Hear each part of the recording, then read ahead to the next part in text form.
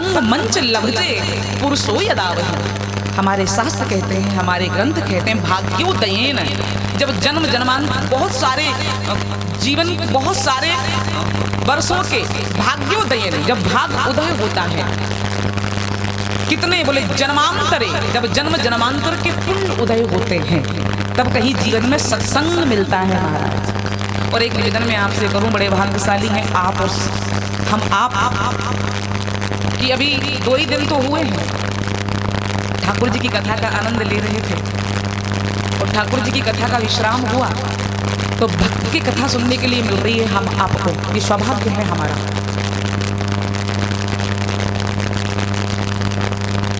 पर एक निवेदन में आपसे करूं, भक्त की कथा का श्रोता, भगवान की कथा का श्रोता कौन होता है?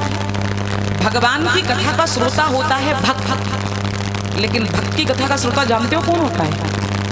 भक्त की कथा का श्रोता तो, भगवान की कथा का श्रोता भक्त होता है, लेकिन भक्त की श्रोता का कथा और कोई नहीं, स्वयं ठाकुर होता है, स्वयं भगवान होते हैं। भक्तों की कथा तो, भक्त की कथा तो महाराज स्वयं भगवान सुनने के लिए पधारते हैं। और आज ये मत सोचना कि आज कन्हैया यहाँ नहीं है, यहाँ आया होगा कन्हैया, तो किसी न किसी सिंहासन, सिंहासन क्यों, उसे तो भक्तों का हृदय चाहिए, भक्तों का हृदय ही तो उसका सिंहासन है। किसी न किसी भक्त के हृदय में बैठ करके अपने परम लाडले भक्त नरसिंह मेहता की कथा श्रवण कर रहा होगा। क्यों? क्योंकि जहाँ भक्ति है वहाँ भगवान है। मैं हमेशा निवेदन करती हूँ कि अपने घर में अगर भगवान को बुलाना है तो किसको बुलाओ? भक्ति को बुलाओ। भक्ति को बुलाओगे, भगवान को बुलाना नहीं पड़ेगा। लेकिन आप कई करा, लक्ष्मी ने बुलाओ, 2 अगरबत्ती भी लगाएंगे ना, 2 अगरबत्ती में 3 लोग की संपदा मांग लेंगे, सुख संपद घरे आवे कष्ट मिटे। को बुलाना है तो भगवान को बुलाओ। और भगवान हमारे साथ क्या, जिस घर में भक्ति आती है, अगर भगवान अपने घर में लक्ष्मी को बुलाना है तो को बुलाओ, और भगवान को बुलाओ। जहाँ भक्ति होती है भगवान को नहीं बुलाना पड़ता। हमारे संत कहते हैं क्या, सकल भुवन मध्य निर्धनास्ते धन्यः, सारे त्रिलोकी में, सारे त्रिभुवन में सबसे बड़ा वो घर धन्य है। सकल भुवन मध्य निर्धनास्ते धन्यः, घर धन्य है कौन सा? जिस घर में भक्ति वास करती है। इस घर में भक्ति वास करती है,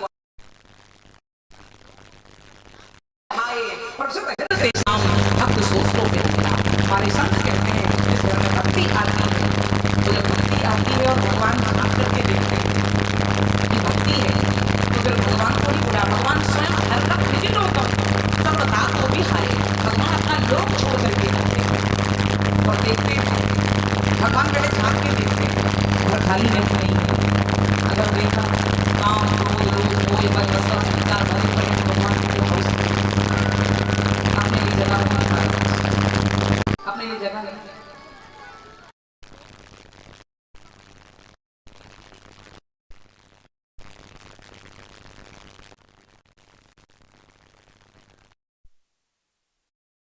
कि अगर भगवान आ जाए ना और फिर जाना भी चाहे तो फिर जा नहीं पाते।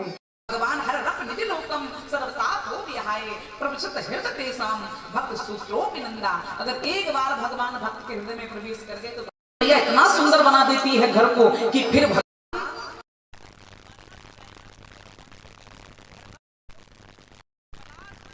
करके प्रवेश कर जाते हैं, फिर छोड़ते नहीं है। ये भक्ति का प्रभाव है। तो जिस घर में भक्ति है वहां तो भगवान को आना ही पड़ता है। तो निवेदन मैं करूं कि यदि भगवान को बुलाना है तो भक्ति बुलाओ नरसिंह की तरह, नरसिंह के जीवन की कोई आनंद लेवा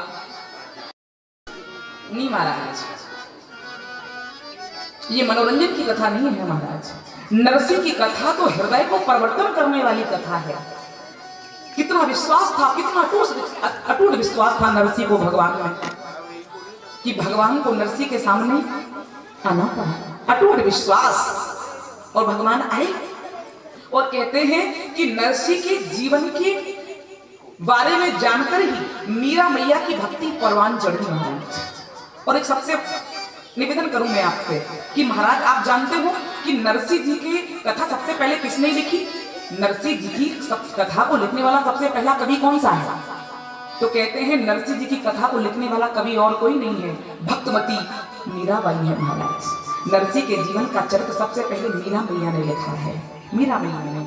लेकिन इतनी विलक्षण बात है ना कि मीरा जी का जन्म हुआ मारवाड़ में, लेकिन मीरा जी के पद सबसे ज्यादा अगर कहीं गाए जाते हैं तो गुजरात है महाराज। गुजरात में मीरा जी के लिखे हुए पद बहुत गाए जाते हैं। और नरसी मेहता का जन्म हुआ गुजरात में, लेकिन नरसी जी की कथा सबसे ज्यादा कहाँ गाई जाती है?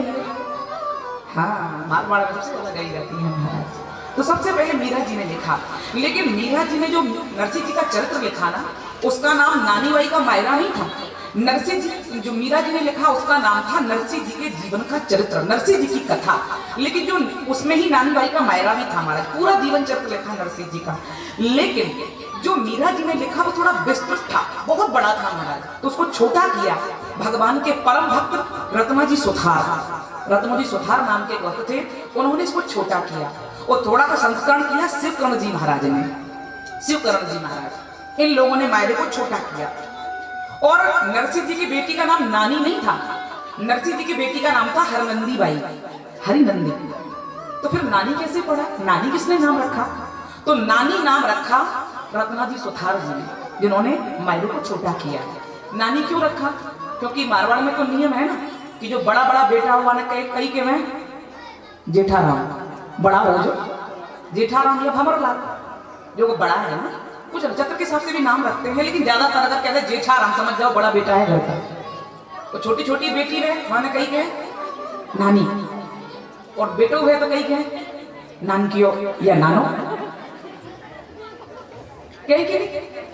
तो जो नानी जी थी, जो हरनंदी थी, वो घर में सबसे छोटी थी। नरसी जी के दो बच्चे हैं, एक बड़ा बेटा है सांवल सा और छोटी बेटी है हरनंदी। लेकिन वो छोटी थी ना, कहते 11 साल की उम्र में सांवल सा का तो निधन हो गया था, लेकिन जो हरनंदी थी सबसे छोटी थी, इसीलिए कवि ने इस कथा का नाम ही लिख दिया नानी बाई को मायरो, नानी बाई का मायरा। हाँ, और नरसी जी तो ऐसे भक्त हुए हैं महाराज, नरसी जी के जीवन में भगवान एक दो बार नहीं आए। हम तो जानते हैं भगवान एक दो बार आए, कितने बार? एक दो बार। कब? या तो मायरा लेके आए, या फिर वो जब गाड़ी टूटी ना बन में तो सुधारने आए, दो ही बार तो जानते। लेकिन मैं आपको बताऊं, नरसी जी के जीवन में भगवान एक दो बार नहीं आए, पूरे 52 बार आए। 52। कैसे भक्त होंगे नरसी जी? ध्रुव जी के जीवन में एक ही बार आए, प्रहलाद जी के जीवन में एक ही बार आए नरसिंह बन करके।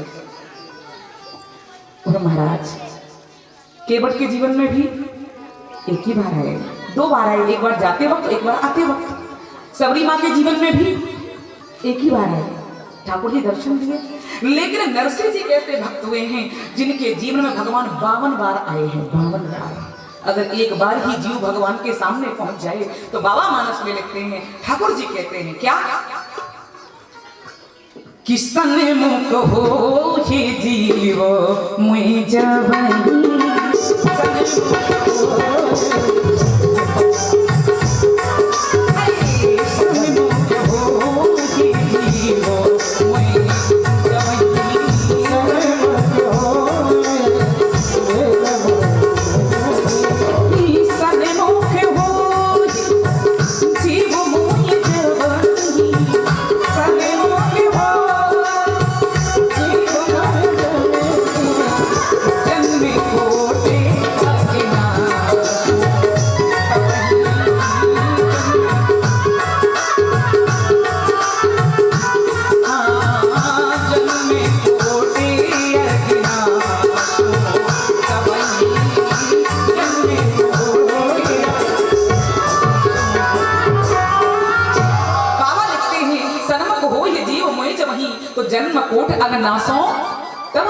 अगर भगवान के सामने जीव एक बार पहुंच जाए तो जन्म जन्मांतर के पापों का नाश हो जाता है। और जिसके जीवन में भगवान 52 बार आए हैं, उस भक्त का तो कहना ही क्या है महाराज, 52 बार आए भगवान। और एक बात बताऊं मैं आपको, और नरसिंह जी की जो का जीवन था ना, नरसिंह जी की जो भक्ति थी ना, वो एक जन्म की नहीं थी महाराज। एक जन्म में भक्ति परमात्मा नहीं चढ़िया करे। फिर नरसिंह जी की जो भक्ति थी तो पूर्व जन्म की थी महाराज, पूर्व जन्म की। क्यों? जैसे दीपक तैयार है, घी भर के रखा है, बाती तैयार है, तो जरूरत काहे की है? जरा सी चिंगारी, जरा सी तीली जलाई और दीपक जल उठा। लेकिन अगर घी नहीं है, बाती नहीं है, दीपक कैसे जलेगा? खूब लगाते हो, जलेगा क्या?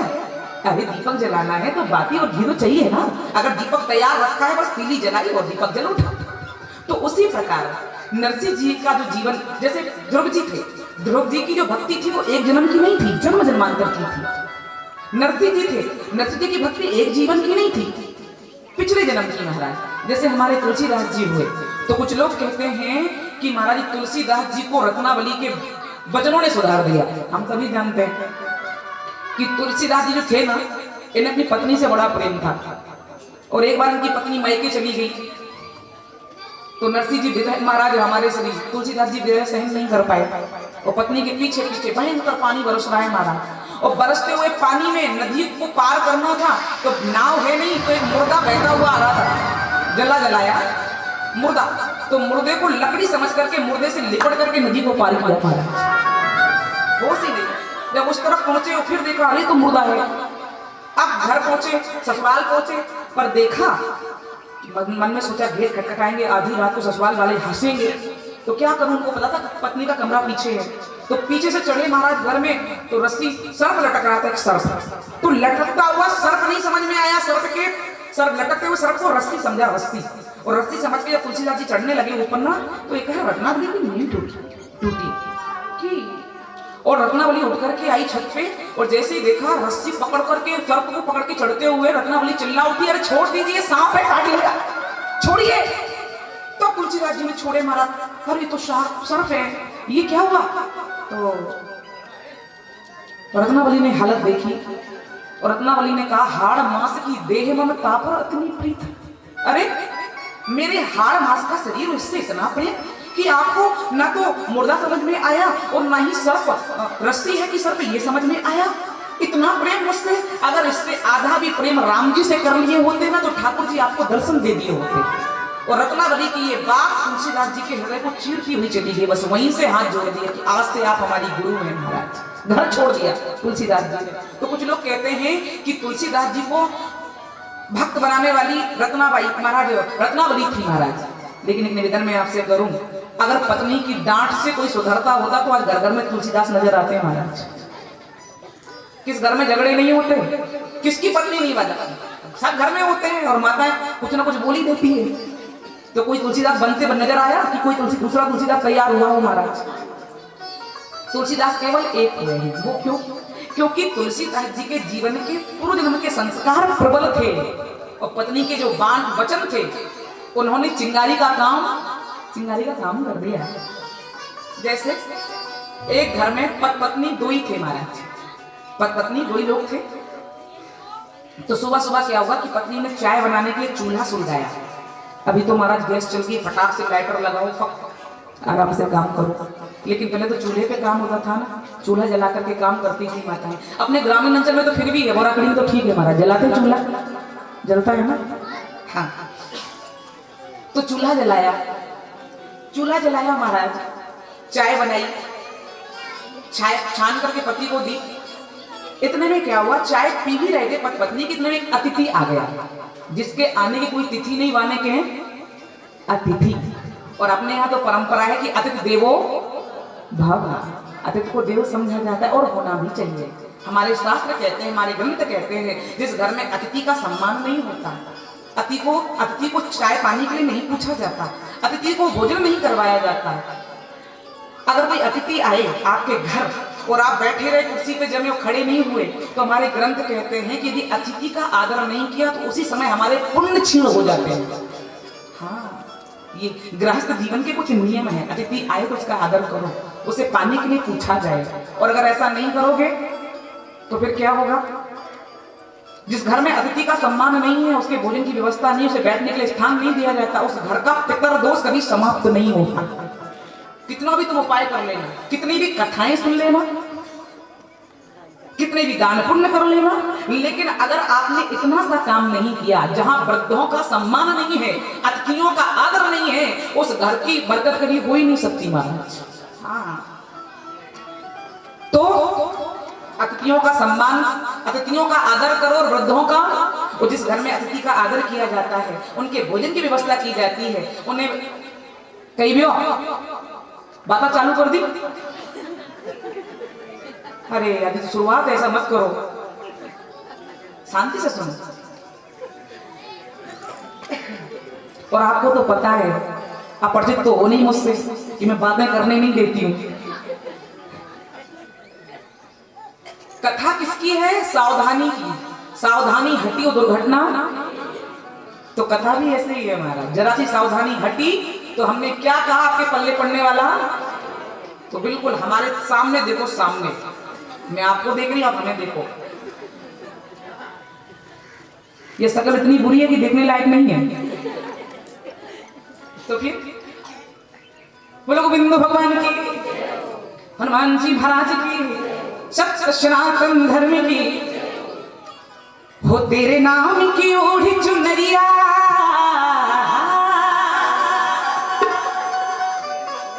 तेरे नाम की ओढ़ी चुनरिया, मैं को नाचूं बीच बाजार में। ऐसी हालत हो गई मेरी